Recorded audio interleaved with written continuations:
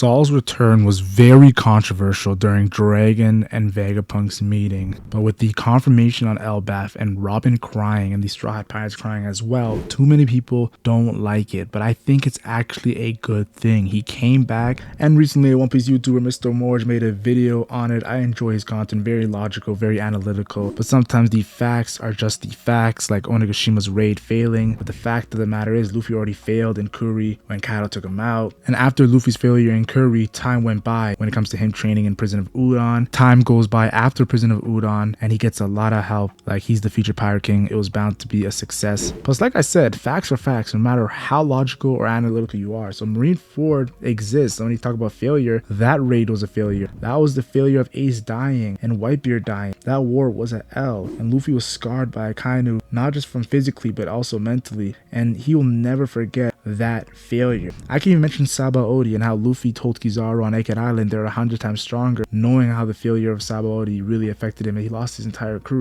But I digress. Now, this is a video response to the whole Saul death, and if you're going to talk about death in One Piece, it's good to go through a lot of the major components of the deaths in One Piece. I think the first chapter is a great chapter to start off with. Lucky Root killing that bandit. And the bandit attempted to take out the pirates, but Shank said, hey, if you're going to point a gun, you better use it. And Lucky Root just instantly shot him and killed him. One of the most badass moments in the series. Or the Sea King eating the leader of the bandits. And that was intense as well. Even Shank's losing an arm. It didn't make sense for power scaling wise, but impactful wise showed that there was a threat. The seas were a threat.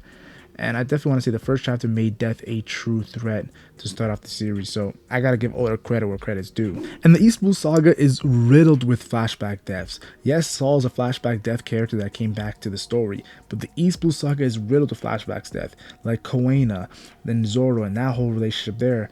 And how Koena fell down the staircase after destroying Zoro how many times. Or Bellemere. Like Bellemere got shot by Arlong. Or even Usopp's mom who got sick. And Usopp kept saying the pirates are coming, but they never came. The boy who cried wolf. Or even Red Leg Zepp. Yes, he didn't die, but he literally ate his leg for Sanji to survive on the island.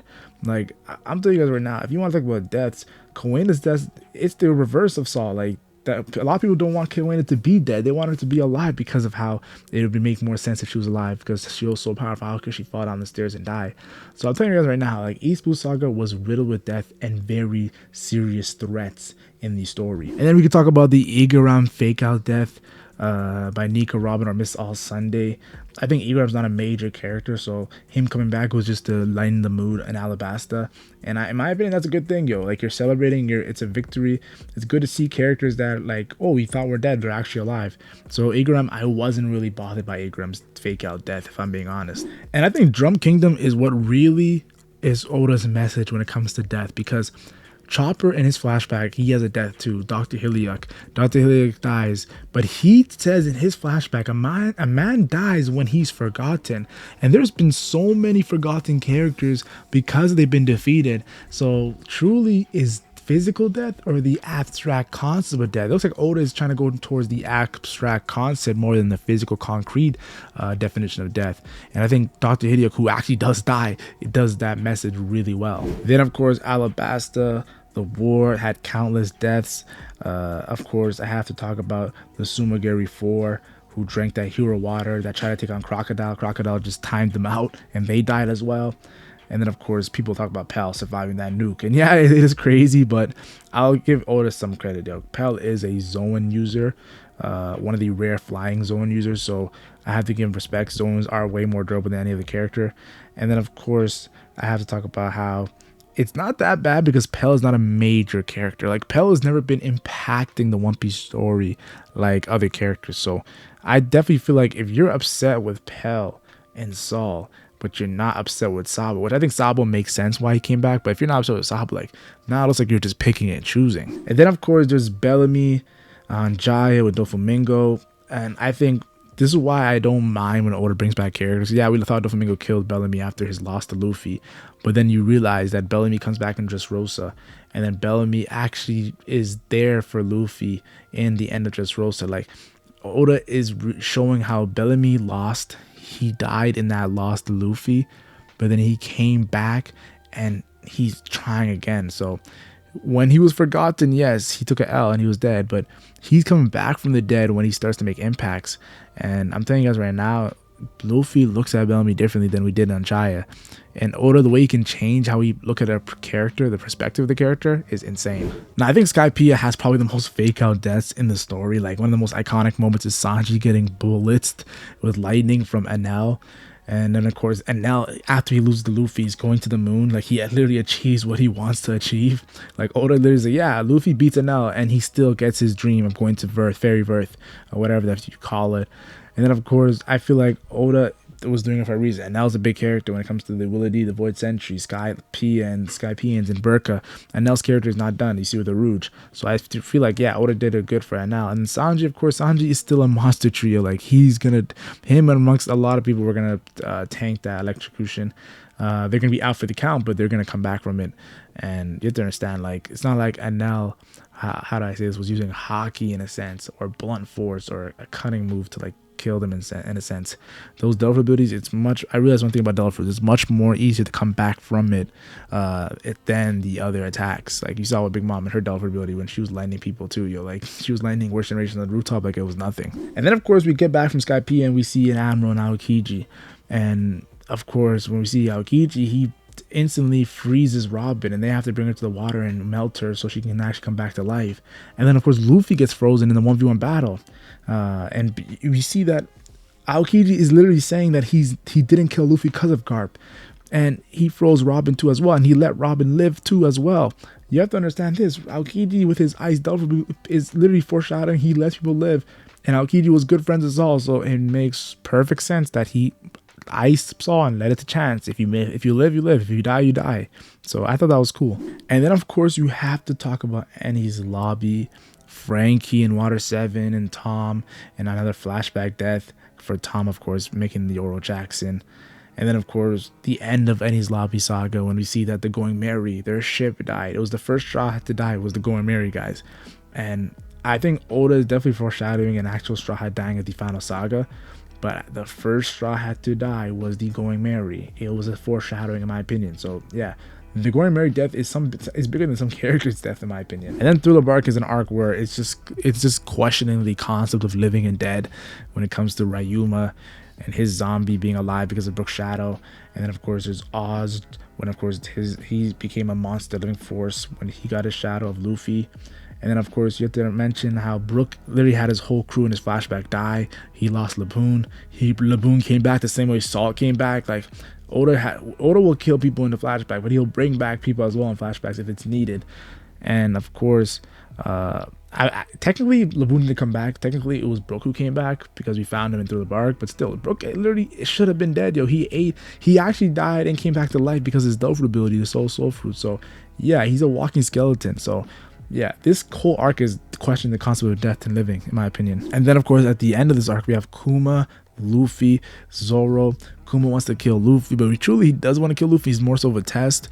Zoro says absolutely nothing, takes on the pain instead of Sanji, and he looks like he should be dead. Like, Kuma was even shocked that he lived it, showing how durable Zoro was, showing how much stamina he has, and just showing how much of a monster Zoro is in general. When we've seen Zoro, he was willing to cut off his legs during Little Garden. So yeah, this is definitely, like, even though death isn't here, it's the threat of death. There's a fear of death in these moments. And then, of course, we also have Boa Hancock and Amazon Lily. Her Duffer ability literally is the fear of death. If you turn to stone and she breaks you, you're not living that. You're dying, guys. That's why Blackbeard went all the way to try to get a Delphi ability. And we see now with Luffy was trying to save those Amazon Lilians from Boa Hancock's Delphi ability and making sure they're not damaged and whatnot. So yeah, the threat of death is in most of arcs, in my opinion. And if I go a little bit to Sabaody when it comes to Celestial Dragons and how you see slaves being killed, and like you see the way the torture is going on, and how the Celestial Dragons treat people in the whole auction house. Oda is showing that there's some things that are just worse than death, and that's just living a miserable life, guys. Like that, some people are getting shitted on when it comes to the One Piece world, guys. It's big. And then, of course, Impel Down, the whole Save Ace arc. And let's be honest here, this arc was intense because all those characters that people wanted to die in the One Piece story come back to life. Well, not really come back to life, but come back to the story. They're not forgotten. Dr. Hilliard's words, you die when you're forgotten. They're not forgotten. They all made impacts and upheld down. Crocodile, Mr. One, Mr. Two, Bon Clay Sacrifice. And like, let's be honest here.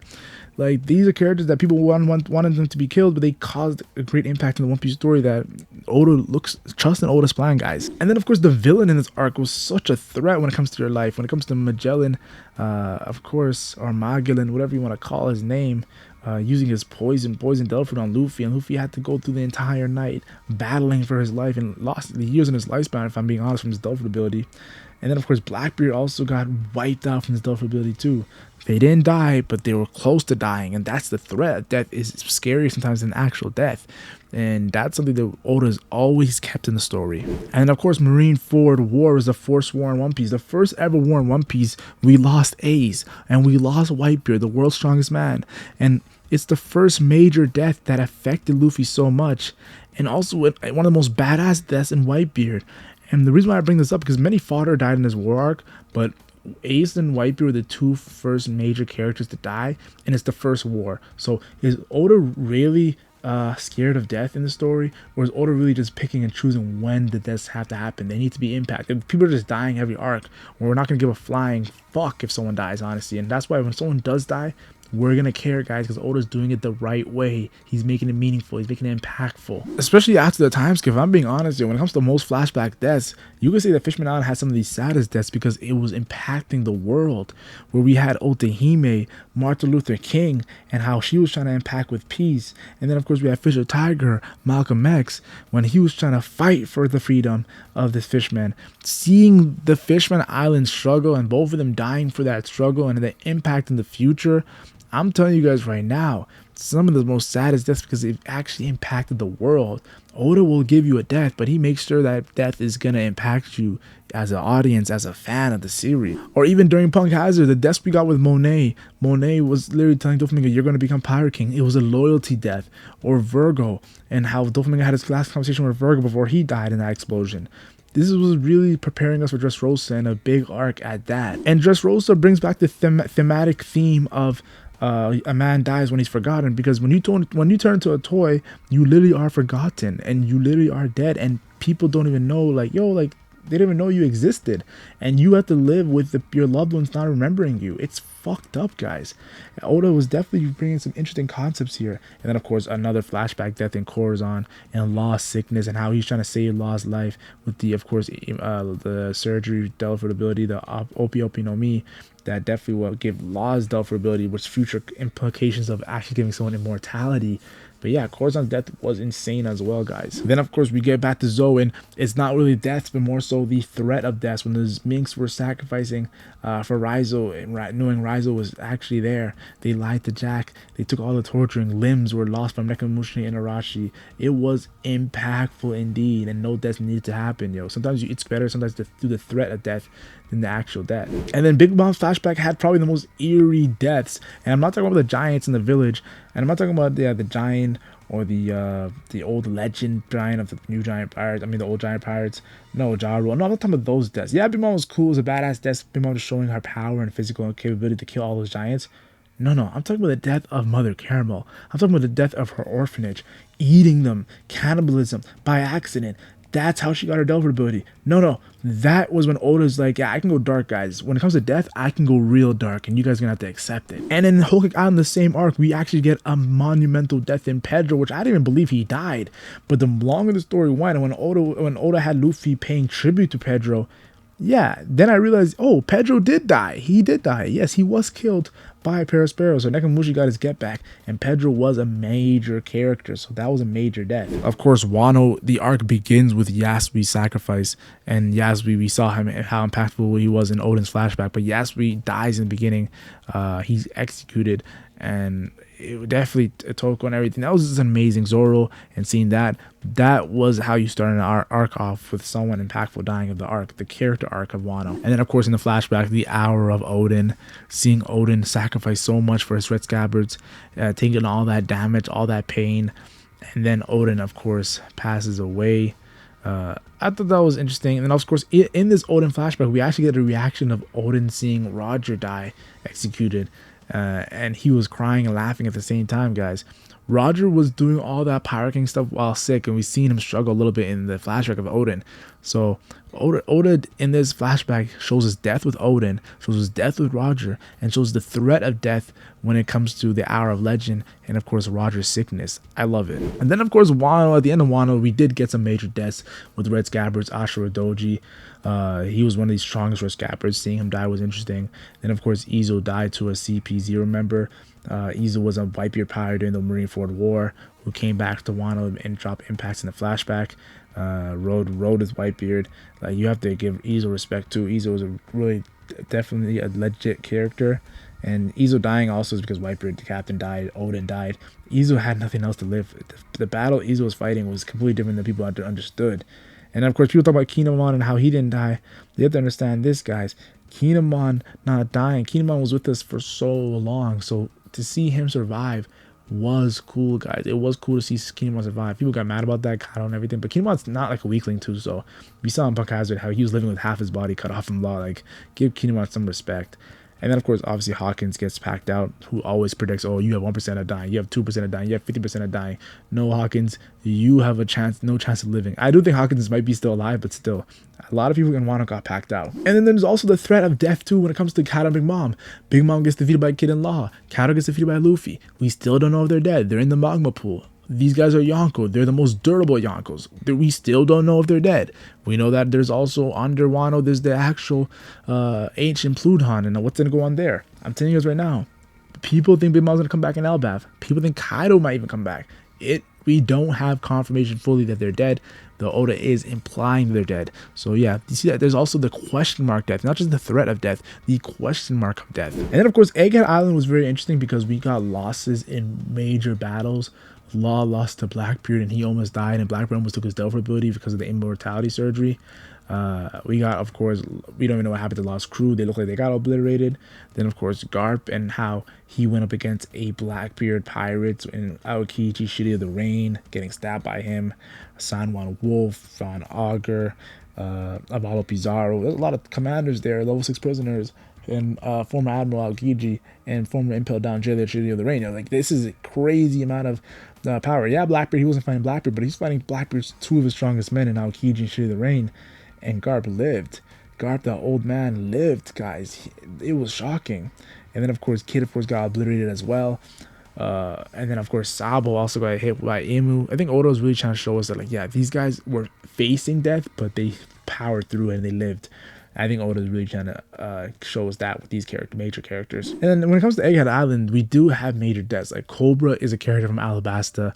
Oda was hinting at him being sick, coughing, but Cobra dying, and of course telling Sabo to relay the message of Vivi being a Willie D was cool. Of course, Vegapunk saying, exposing the secrets of the world. Saturn was panicking about that, and Vegapunk dying as well was cool. And then of course we also know that Vegapunk could still be alive because, of course, the Stella and the clones and all that stuff. And then of course we also have Saturn and Saturn's immortality being taken away by Imu. And then of course Joy Boy's haki being felt by Imu, and Imu knowing Joy Boy's dead. Like, I'm telling you guys right now, a man dies when he's forgotten, and Joy Boy has never been forgotten. So yeah, Joy Boy is alive through Luffy's Delphi ability. I'm telling you guys right now, One Piece in death is such a complicated concept. And then of course recently with the whole flashback of Kuma seeing Guinea, and of course she had one of the worst lives I've ever seen. Well, Kuma had some of the worst lives I've ever seen, having to deal with that, but Guinea passes away because of disease, and then Kuma tries to save Bonnie, who's gonna pass away too as well if he doesn't find a cure. I'm telling you guys right now, Oda does show the threat of death. He does give us deaths in flashback. He does show impactful deaths that have us questioning what is death. So you're probably coming here thinking, Mac, why mention all these deaths in One Piece, or threats of deaths or major moments in One Piece? Well, the reason I'm trying to mention is because I'm telling you guys right now, Saul coming back was not that bad. I'm telling you guys right now. If anything, I actually think Saul coming back was a good thing. We got to relax because we already have a huge death flags with Shanks. I'm telling you guys now, Shanks has huge death flags in Elbaf right now. I'm telling you guys right now. In the final war, we're going to lose a lot of major characters. So trust me, guys. Saul is the least of your worry. Saul is a Willie D giant in Elbaf on arc, we're literally about giants. He's so important, and we already got Olivia and another Willow D member in Clover dying in Robin's flashback. So I'm telling you guys right now, Saul coming back is not a bad thing. And for all we know, Oda could just kill Saul in Elbaf arc. I'm telling you guys right now, which would be Oda taking in a flashback death and making it a current story death. That would be crazy. But I'm telling you right now, Saul coming back, Oda does everything for a reason, and people are jumping the gun like they always do in One Piece. They always jump the gun. But the story is not for a chapter, it's not for an arc, it's for the entire series. It's a long story, and everything matters. So yeah, that's my response to that whole Saul complaints, everything. And if you disagree, just put debate in the comment section.